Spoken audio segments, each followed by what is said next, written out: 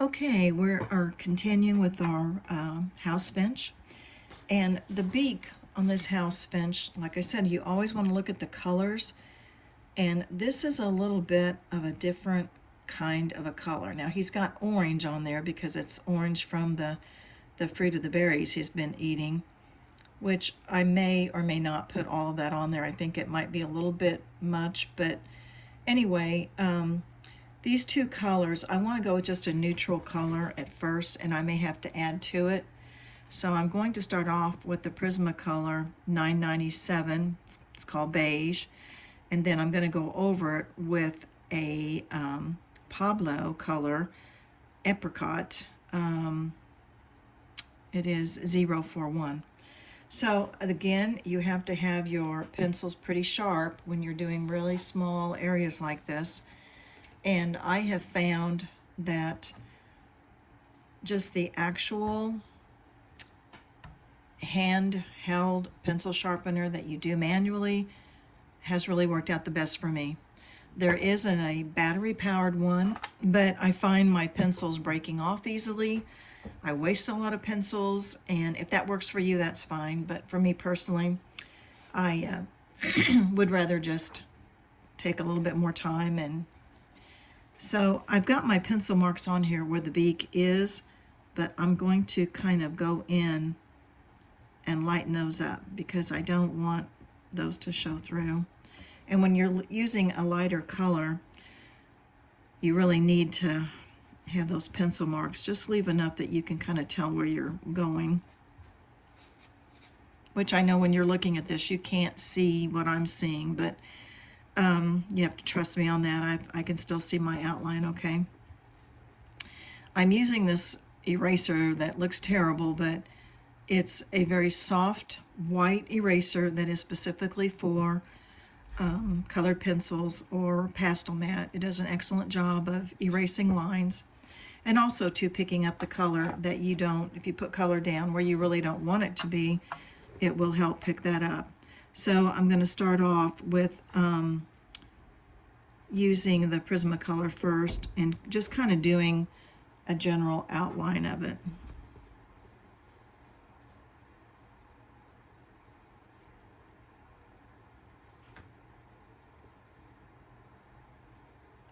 I'm not bearing down with my pencil at all. I just want a nice casual outline of it, very light.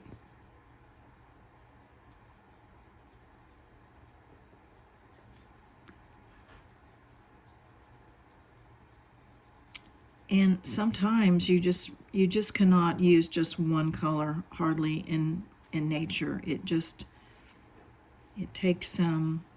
several different colors to kind of arrive at your end game sometimes. You might get fortunate enough just to use one color on something, but I will also say this, don't be afraid to use color.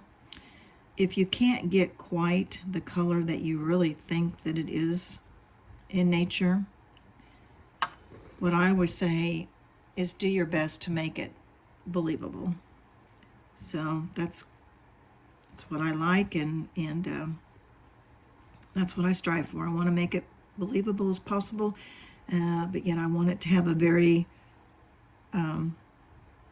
very nice, pleasing view, something to look at.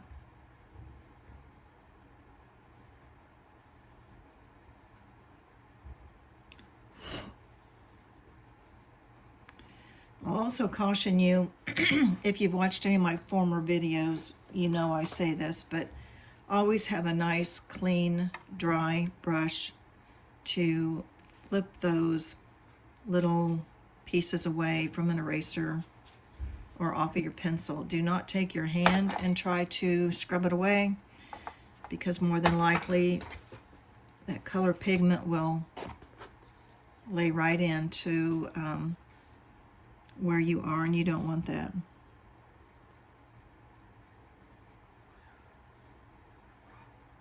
So I'm just going to kind of fill this in for the beak right now.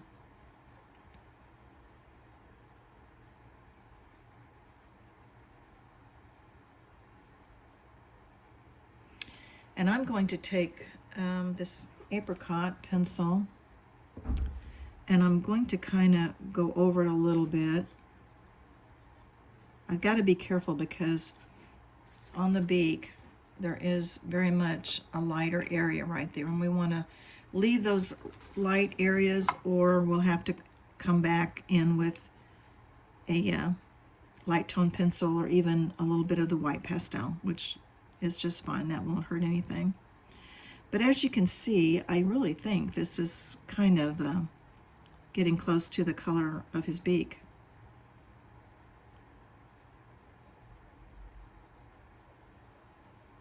So anyway, I'll go back in, I will fill that in, continue to fill that in, and I will probably take my blender, my blending tool, and we'll go over that to push the color in, and then see what more I need. I'm going to have to get a darker pencil of some kind, maybe a very light brown, and put the shadows in. There again, you've got to do all the shading and shadows to make it look realistic. I'm going to go ahead and show you what colors I intend to use for his eye next. His eye is from what I can tell, it's dark, but it's got a lot of browns in it, maybe some deep red. I want to try to put as much color into that eye as I possibly can. I'm going to start off with this middle cadmium red 217. And there again, my pencil is pretty sharp. Go ahead and get that outline of his eye in.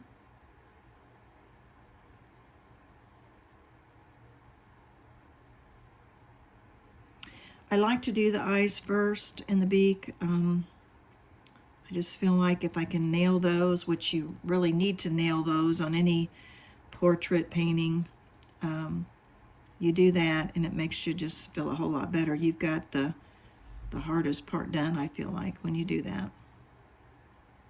There's a little catch light right there, so I'm actually gonna leave that paper white if I can. And if I need to touch it up with a little bit of white pastel, I can. So I'm going to fill that in, be very careful as to where that catch light is. It's not very big.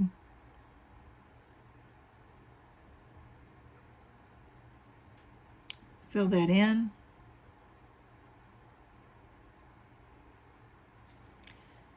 Now I like that color really well. I think it's a good beginning color. I'm going to go over that with India Red 192. That is a polychromos pencil. Polychromos is the majority of what I use, but sometimes I will use other types just to get the color I need, the shading I need. Now, if you go over, you don't want to go over all of it. This has got a deeper color towards the outside of the eye.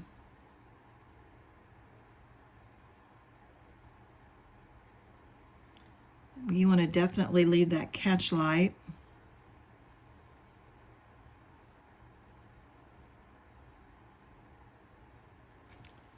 And then I'm going to take a Pablo Burnt Sienna 069. And I'm going to go around the very, very edge of that.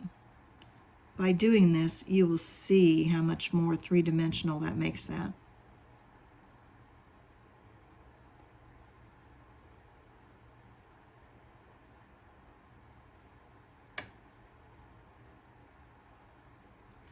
Okay, and even though I haven't really pushed the color down too much in the middle there,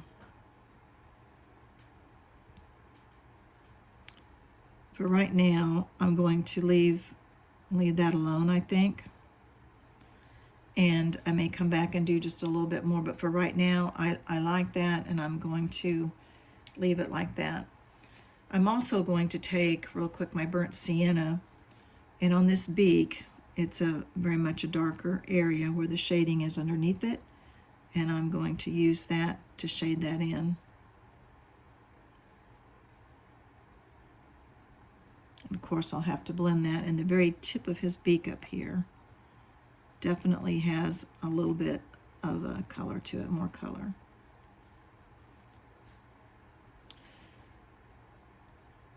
And then in here where he's got his mouth open,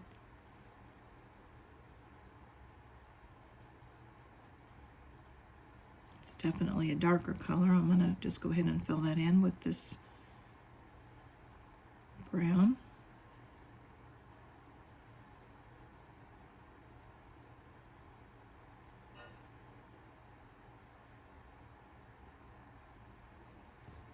Okay, and I will take a cotton bud and I will blend that beak a little bit to see what more I need on it.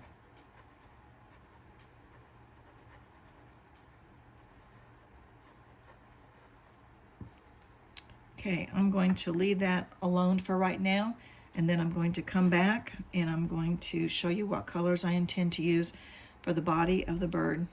Thanks for watching.